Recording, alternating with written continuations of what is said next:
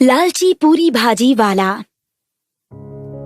एक गांव में मोहन नाम का एक आदमी अपने परिवार के साथ रहता था। गांव में उसकी पूरी भाजी की एक दुकान थी। वो इतनी स्वादिष्ट पूरी भाजी बनाता था कि उसकी पूरी भाजी की खुशबू से ही लोग उसकी तरफ खींचे चले आते थे। सच में मैंने अपनी पूरी जिंदगी में इतनी स्वादिष्ट पूरी भाजी कहीं और नहीं खाई। जो स्वाद तुम्हारे हाथों की बनी पूरी भाजी में है वो और कहीं नहीं। धन्यवाद भैया, ये तो बस ऊपर वाले की दया है। हर रोज की तरह आज भी मोहन की कमाई बहुत ही अच्छी हुई थी। उसने आज की सारी कमाई घर जाते ही अपनी पत्नी को दे दी। इतने सारे पैसों को देखकर उसकी पत्नी बहुत खुश हुई।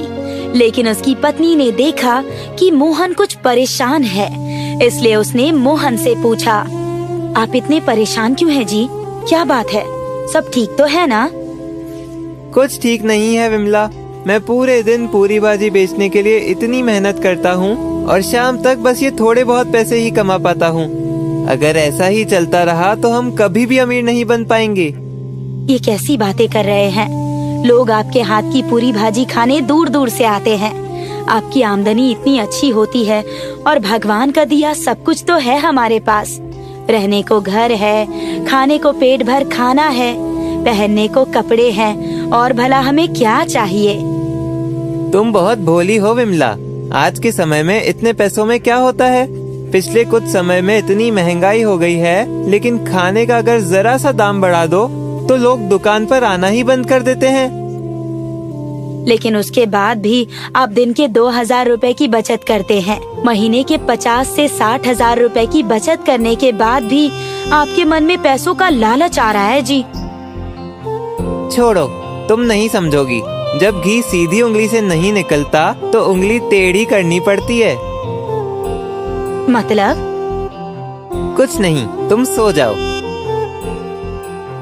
अब मोहन अगले दिन अपनी दुकान खोलता है और कम सामान में ज्यादा मुनाफा कमाने के लिए वो पूरियों के आकार को छोटा कर देता है और सब्जी के लिए बड़ी कटोरियों की जगह छोटी कटोरियों का इस्तेमाल करने लगता है, जिससे उसे 2 प्लेट पूरी भाजी बेचकर भी 3 प्लेट पूरी भाजी का मुनाफा होता है। मोहन भैया, रोज मैं तुम्हारे यहाँ 1 प्लेट पूरी भाजी खाता था तो मेरा पेट बिल्कुल अच्छे से भर जाता था, लेकिन आज न जाने क्यों 1 प्लेट पूरी भाजी में पेट ही नहीं भर रहा। लगता है आज तुम्हें कुछ ज्यादा ही भूख लगी है। अगर 1 प्लेट से पेट नहीं भरा तो 1 प्लेट पूरी भाजी और खा लो। ठीक कह रहे हो भैया, लाओ 1 प्लेट और लगा दो। अब मोहन अपनी हर रोज की कमाई से 1.5 गुना कमाई करता है। इतने से फर्क से उसके ग्राहकों को भी बहुत ज्यादा शक नहीं हुआ उस पर, लेकिन 1.5 गुना मुनाफा कमाने के बाद भी मोहन संतुष्ट नहीं होता और उसके मन में और मुनाफा कमाने का लालच आने लगता है। लेकिन ग्राहकों को उस पर शक ना हो, इसलिए वो छोटी पूरियां बनाने के बजाय उनको पतला करके बेलना शुरू कर देता है, जिससे वो कम आटे में ही ज्यादा पूरियां बनाता है। और अब वो सब्जी में पहले से आधे आलूओं का इस्तेमाल करना शुरू कर देता है और सब्जी को गाढ़ा करने के लिए उसमें आटे का घोल मिलाकर डालने लगता है। धीरे धीरे सभी ग्राहक उसके हाथ की बनी पूरी भाजी में नुक्स निकालना शुरू कर देते हैं। ये तुमने कैसी पूरी भाजी बनाई है भैया? ऐसा लग रहा है जैसे पूरी नहीं बल्कि तला हुआ पापड़ खा रहा हूँ। और ये आलू की सब्जी, इसमें आलू ढूंढने के लिए तो लगता है मुझे तैरकर खुद ही इसके अंदर जाना होगा।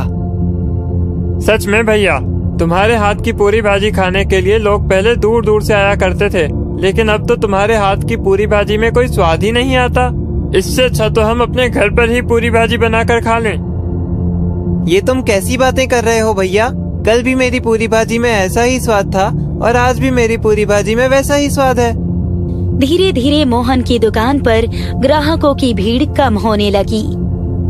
तभी एक दिन गांव के जमींदार जी का खास आदमी उसकी दुकान पर आया। आपने क्यों इतनी दूर चलकर आने का कष्ट किया मालिक? आप हुक्म कर देते तो मैं खुद ही आपकी सेवा में हाजिर हो जाता।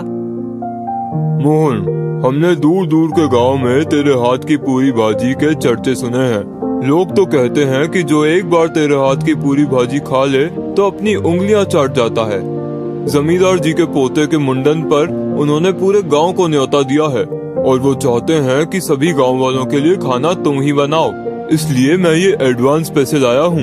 अगले हफ्ते के बुधवार को तू सबके लिए एकदम स्वादिष्ट खाना बना दियो और जरा सी भी ऊंच नीच नहीं होनी चाहिए।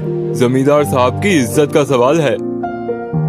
आप चिंता मत कीजिए मालिक, मैं ऐसा खाना बनाऊंगा कि सब गांव वाले जमींदार जी की दावत की तारीफ करते नहीं थकेंगे। अब मोहन एडवांस में मिले पैसों से दावत में बनाने के लिए सामान खरीदने जाता है, लेकिन सामान खरीदते हुए अचानक उसके मन में पैसों का लालच आ जाता है और वो मन ही मन सोचता है कि भला सिर्फ गांव वालों की ही दावत के लिए इतना सामान लेने की क्या जरूरत है। इसीलिए वो कम सामान खरीदकर दिए गए पैसों में से कुछ पैसे बचाकर अपने पास रख लेता है और कम सामान लेकर दावत बनाने के लिए जमींदार जी के यहाँ पहुँच जाता है। वहाँ वो मदद के लिए एक लड़के को भी अपने साथ लेकर जाता है और जमींदार साहब के घर के पीछे खाना बनाना शुरू कर देता है। देखते ही देखते जमींदार जी के यहाँ सभी गांव वाले, उनके सभी मेहमान आने लगते हैं। वाह भाई, खाने की खुशबू तो जोरदार आ रही है। आज तो दावत खाने का मजा ही आ जाएगा। सबसे पहले जमींदार जी के खास मेहमानों को खाना परोसा जाता है। उसके बाद गांव के सभी लोग अपने सामने इतने स्वादिष्ट खाने को देखकर खाने पर टूट पड़ते हैं और देखते ही देखते थोड़ी ही देर में सारा खाना सफाचट हो जाता है। अरे ओ भैया, हमें भी तो खाना परोसो, कब से खाने के इंतजार में बैठे हैं। क्या कहा? खाने के इंतजार में बैठे हो? अरे तुम लोगों ने तो सब कुछ खा पीकर सफा चट कर दिया और कह रहे हो कि खाना परोसो। अरे अब जाओ यहाँ से, खाना खत्म हो गया है। पता नहीं कैसे भुक्कड़ लोग हैं, इतना सब खाकर भी इनका पेट नहीं भरा। लेकिन उस्ताद, गांव के आधे लोगों ने तो अभी दावत खाई ही नहीं। जब आपको जमींदार साहब ने खाने के पूरे पैसे दिए हैं तो आपने सबके लिए भरपूर खाना क्यों नहीं बनाया? तू मुझसे जुबान मत लड़ा, मैंने तो सबके लिए ठीक से ही खाना बनाया था, लेकिन ये लोग न जाने कौन से जन्म के भूखे हैं, सभी लोगों का खाना अकेले ही खा गए। जमींदार जी के यहाँ कम खाना बनने की वजह से वहाँ आए आधे गांव वाले भूखे ही रह जाते हैं, लेकिन जमींदार साहब के आगे वो कुछ बोल नहीं पाते और बिना खाए पिए ही अपने घर आ जाते हैं।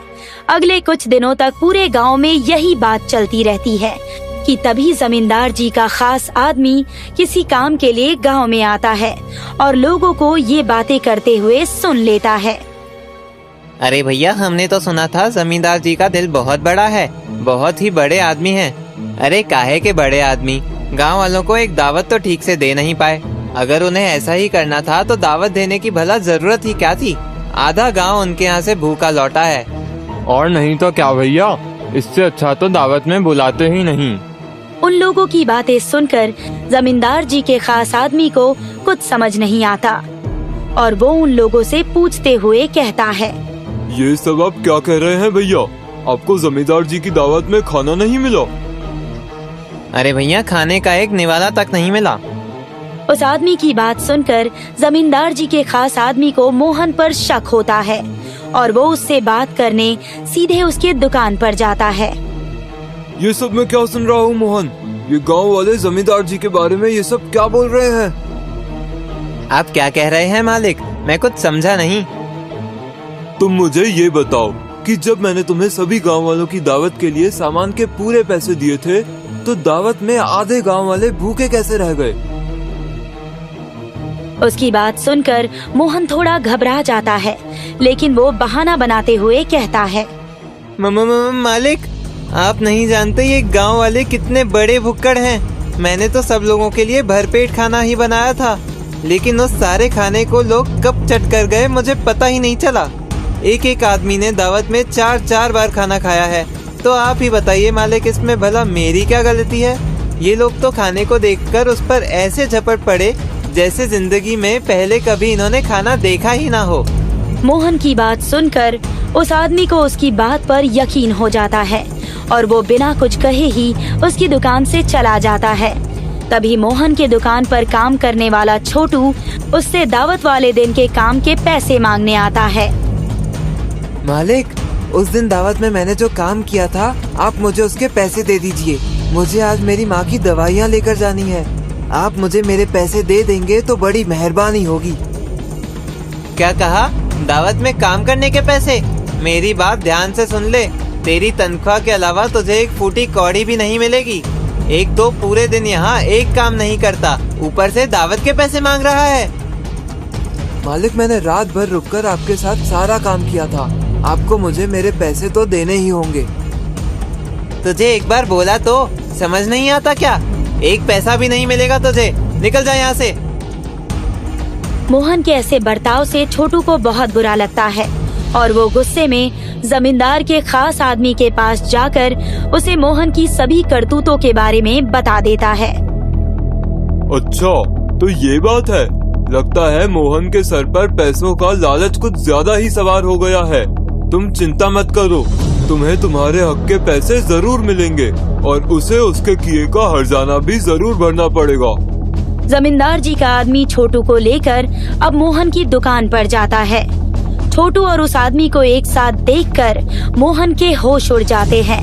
इससे पहले कि वो कुछ बोल पाता, वो आदमी मोहन से कहता है, क्यों भाई मोहन, लगता है पैसों का कुछ ज्यादा ही लालच आ गया है तुम्हारे मन में। ये क्या कह रहे हैं आप मालिक? लालच? कैसा लालच? ज्यादा भोला बनने की कोशिश मत करो। मुझे छोटू ने सब बता दिया है, कैसे तुमने दावत के उन पैसों में से आधे पैसे अपने पास रख लिए और इसके काम की मजदूरी भी इसे नहीं दी। तुम जैसे लालची और मक्कार आदमी का हिसाब तो सिर्फ पुलिस ही कर सकती है। मैं अभी के अभी पुलिस को फोन लगाता हूँ। अब वही तुम्हारी अच्छी तरह से खातेदारी करेंगे। माफ कर दीजिए मालिक, मुझसे गलती हो गई। पुलिस को मत बुलाइए। मैं अभी इसे इसकी मजदूरी और आपको आपके पैसे लौटा देता हूँ, लेकिन आप ऐसा मत कीजिए। पैसे तो तुम्हें देने ही पड़ेंगे, लेकिन जो तुमने किया है उसकी सजा तो तुम्हें जरूर मिलेगी। जमींदार साहब के आदमी से डरकर मोहन छोटू को उसकी मजदूरी और उस आदमी को बचे हुए सारे पैसे दे देता है। तभी वो आदमी मोहन से कहता है, तुम जानते हो कि तुम्हारी वजह से पूरे गांव में जमींदार साहब की कितनी बदनामी हुई। अगर चाहते हो कि मैं पुलिस को ना बुलाऊं, तो अभी के अभी मेरे साथ पंचायत में चलो और सब गांव वालों के सामने अपने मुंह से अपनी इस करतूत को बताओ, वरना मुझसे बुरा कोई नहीं होगा। पुलिस के डर से मोहन सभी गांव वालों के सामने अपनी गलती कबूल कर लेता है कि उसने लालच में आकर ऐसा किया, जिससे पूरे गांव में जमींदार साहब की बदनामी हुई। मोहन सभी गांव वालों से माफी मांगता है, लेकिन उसकी इस हरकत के बाद सभी गांव वालों के बीच उसकी बहुत बदनामी होती है, जिस कारण वो अपनी पत्नी को लेकर हमेशा हमेशा के लिए उस गांव को छोड़कर चला जाता है और उसे अपने लालच के कारण एक भारी खामियाजा भुगतना पड़ता है। रामकिशन अपनी पत्नी माला के साथ रहा करता था। रामकिशन यूं तो आलसी था, लेकिन उसकी पत्नी माला अपने पति के आलस से परेशान थी। लेकिन अब वो खुद तो आलस नहीं कर सकती थी, इसीलिए वो खुद खेतों में जाकर काम करने का मन बनाती है। ना जाने मेरी किस्मत में यही आलसी इंसान लिखा था क्या? पूरा दिन खाट तोड़ता रहता है, खाना और फिर उसे निकालने जाना, बस यही दो काम कर रहा है। माला खेतों में काम करती हुई खुद से ये बोल रही थी कि तभी उसके पास खेतों से गुजर रही बिजली आती है और माला से कहती है, अरे रे रे रे, कितनी धूप है और माला तो इतनी धूप में काम कर रही है। मेरी स्किन तो इतनी धूप में झुलस जाती। मुझे तो तुझे देखकर ही तरस आ रहा है। अब क्या कर सकते हैं? तेरी तरह फैशन करके घर में रहूंगी तो मेरा घर कैसे चलेगा? तू तो जानती है ना कि मेरा पति सारा दिन आलस करता है। देख माला, मेरी बात तुझे हमेशा से बुरी लगती है, लेकिन मैं सच बोलती हूँ। अब जब अपने पति को इतना आलसी बना ही दिया है, तो घर में पड़ा पड़ा खाट ही तोड़ेगा ना। देख बिजली, अच्छा होगा कि तू मेरे पति के बारे में सोचना छोड़ दे। अपने पति को देखा है कैसे पूरे दिन बस बैठा रहता है और खाता रहता है, बिल्कुल किसी जानवर की तरह जुगाली करता है। और करता ही क्या है? अजी बेशक मेरा मर्द खाता रहता हो, लेकिन कमा कर तो लाता है ना। उसी की कमाई से तो इतना सज धज कर लाली लिपस्टिक लगा कर घूमती हूँ। जो भी कह ले तू माला, लेकिन मेरा पति तेरे पति से तो बेहतर ही है ना। इतना कहकर बिजली वहाँ से चली जाती है, लेकिन माला को बिजली की ये बात खटक जाती है। अब माला टोकरी में बैंगन तोड़कर घर पहुँचती है और घर पहुँचते ही उस टोकरी को पटक देती है। अरे अरे, क्या हो गया? इतनी गुस्से में क्यों हैं? किसी ने अपनी गाय भैंस खेत में खुली छोड़ दी क्या? गाय भैंस का तो पता नहीं, लेकिन मेरे गले में जो ये बैल बंध गया है उसका मैं क्या करूं? देखो माला, मैंने तुम्हें पहले ही मना किया था कि मुझसे ये खेती वेती नहीं होती। धान गेहूं बो देते हैं, महीनों महीनों तक की छुट्टी, लेकिन तुम मानी ही नहीं। अजी, उस धान गेहूं से कितने वक्त की रोटी खा लोगी? तुमसे और कहीं काम तो देखा नहीं जाता ना। ये तुम्हारा फैसला था। अब अपने फैसले पर पछताओ या अपना सर पीटो, मुझे उससे क्या। रामकिशन को माला कितना भी ताने दे ले, कितना भी सुना ले, लेकिन उसके कान पर ज्यों तक नहीं रेंगती थी। अब माला भी क्या करती, वो हार कर अपना घर चलाने के लिए काम करती है। माला सुबह घर का काम करके जाती और पूरे दिन खेत में रहने के बाद शाम को लौटकर घर आती और फिर खाना पीना बनाती। लेकिन रामकिशन पूरा दिन खर्राटे मारता रहता। अब एक रोज सुबह सुबह माला खाना बना रही होती है। अजी, सुबह हो चुकी है, अब हल्का होने जाओगी या फिर पीछे से लोटा लेकर मैं आऊं? तुम अपना काम करके खेत में क्यों नहीं जाती हो? मुझे जो करना होगा मैं कर लूँगा। माला और रामकिशन आपस में नोक-झोंक कर रहे होते हैं। तभी गांव का सेठ किरोड़ीमल रामकिशन को बाहर से आवाज लगाता है। अरे ओ रामकिशन, रामकिशन कहाँ है? जरा बाहर तो आना।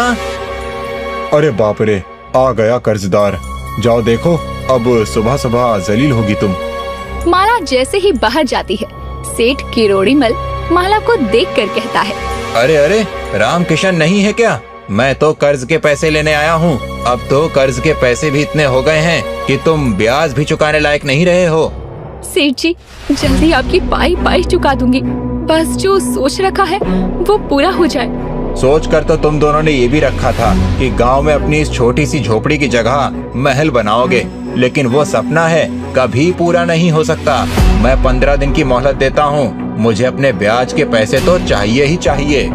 जी सेठ जी, 15 दिन क्या, 1 महीने की मोहलत दे दीजिए, मैं आपका सारा पैसा उतार दूंगी। चल ठीक है, मान ली तेरी बात, लेकिन 1 महीने से 1 भी दिन ज्यादा हुआ तो घर से सामान फेंकवा दूंगा। इतना कहकर वो सेठ वहाँ से चला जाता है। अब माला घर में आती है और रामकिशन से कहती है, अजी तुमसे कुछ नहीं होता और कर्जदार आकर तुम्हारी बीवी को सुना जाते हैं तो तुम्हारा खून भी नहीं उबलता क्या? मर्द के नाम पर कलंक हो तुम।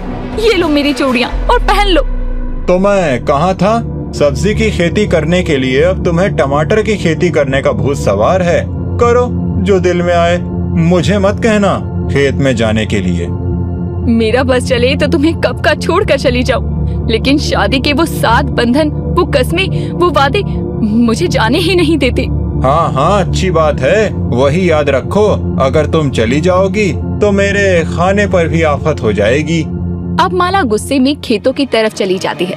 इधर बिजली माला के घर से सेठ किरोड़ीमल को जाते हुए देखकर अपने पति गंगू से कहती है, जो कि प्लेट भरकर खाना लिए बैठा होता है, अजी सुनते हो, अभी अभी सेठ किरोड़ीमल माला को सुना कर गया है, कह रहा था कि माला ने उसका कर्जा नहीं उतारा है।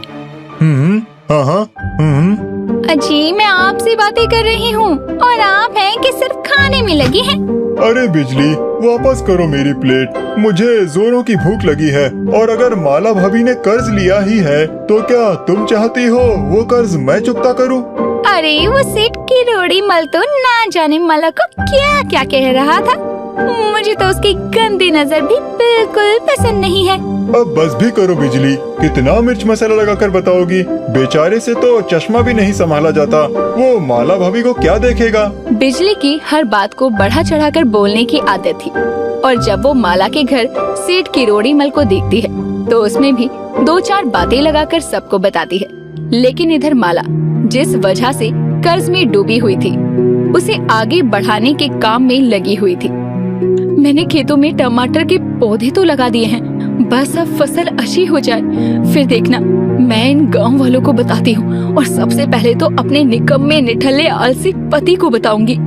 माला टमाटर की खेती करना चाहती थी, लेकिन टमाटर बहुत ज्यादा सस्ते थे, जिस वजह से रामकिशन और कई लोग माला को टमाटर की खेती ना करने की सलाह देते हैं। हालांकि बहुत लोग तो उसका मजाक भी बनाते हैं। अब देर शाम माला घर आती है तो बिजली अपने दरवाजे पर बैठी होती है और वो माला से कहती है, अरे माला, मैंने सुना है तो टमाटर की खेती कर रही है।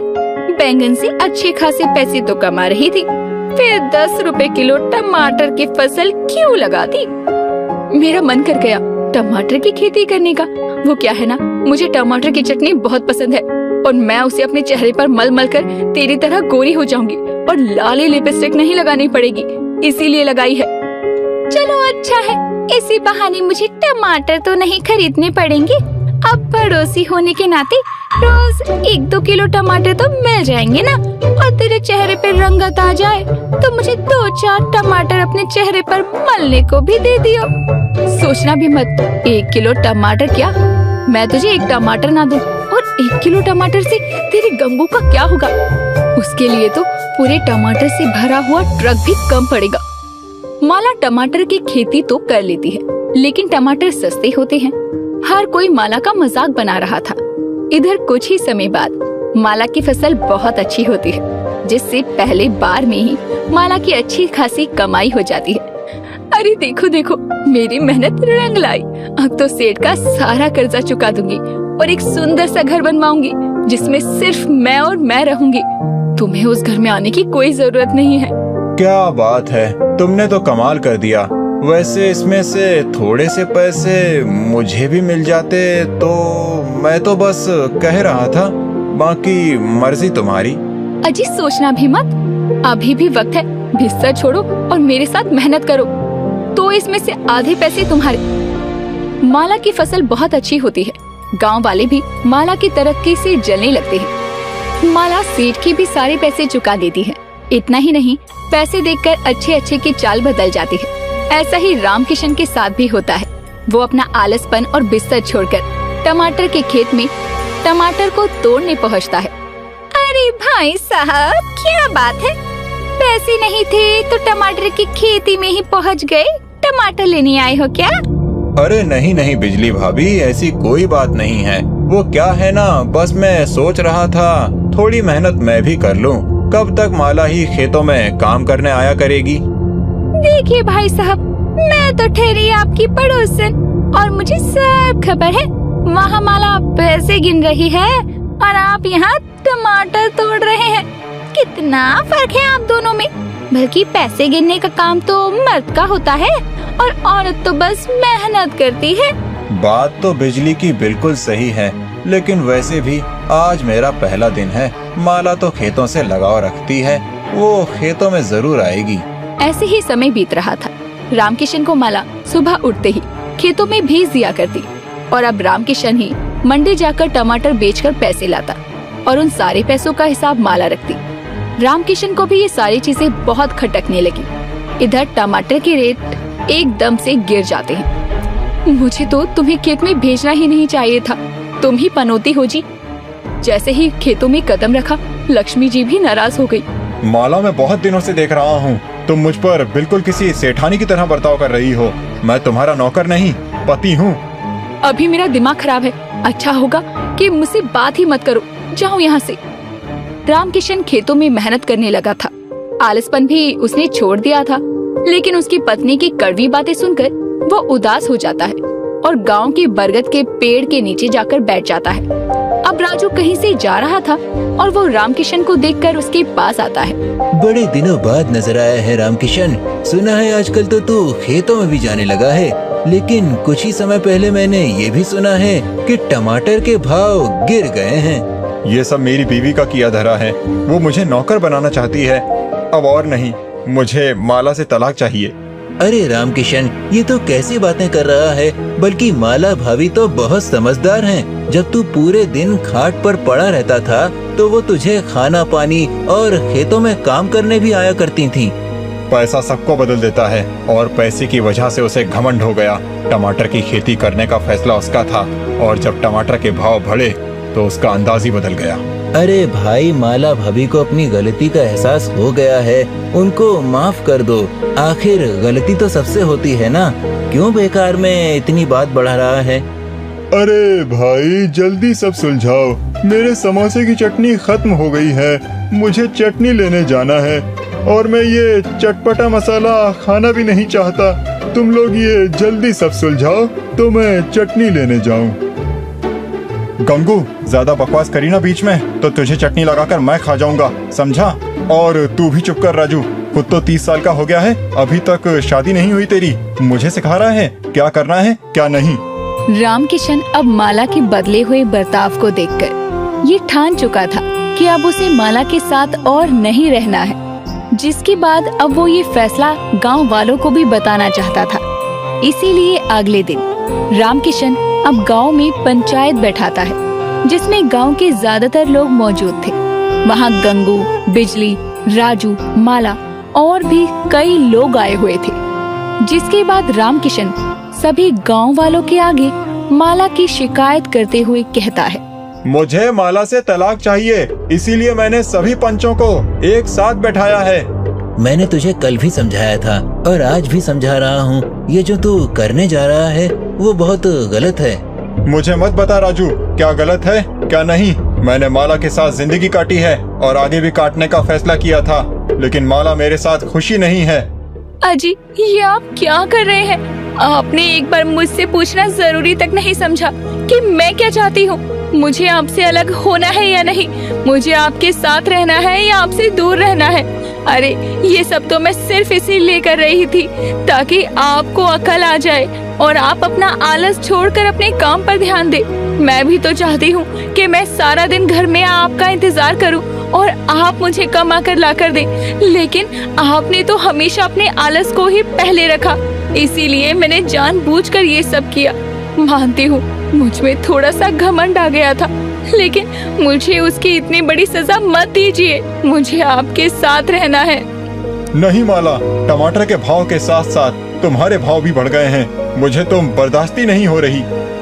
इतना सुनते ही माला अपने पति रामकिशन के पैरों में गिरकर रोने लगती है और रामकिशन अपनी पत्नी को भरी सभा में अपने पैरों पर गिरा रोता देखकर समझ जाता है कि उसकी पत्नी जो भी कर रही थी वो उसके लिए ही कर रही थी।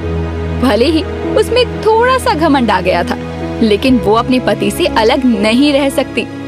अब अगली सुबह होते ही जब रामकिशन मंडी जाता है तो उसे पता चलता है कि टमाटर के भाव तो आसमान छू रहे हैं। अरे क्या बात है, एक बार फिर लगता है हमारी किस्मत बदलने वाली है। माला, टमाटर के भाव आसमान छू रहे हैं। अब तो टमाटर में मुनाफा हो या घाटा, मुझे तो बस टमाटर की खेती करनी है।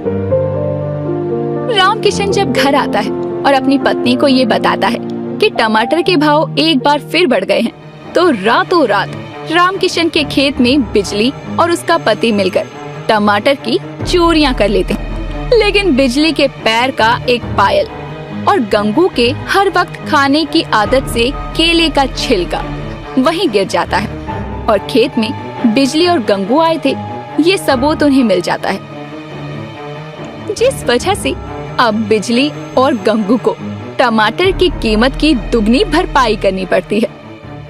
लेकिन असली जीत तो माला की होती है, जो कि अपने फैसले पर अटल रही। साथ ही उसने कर्जदार का कर्ज भी चुकाया और अपने आलसी टमाटर वाले पति को एक मेहनती टमाटर वाला बना दिया।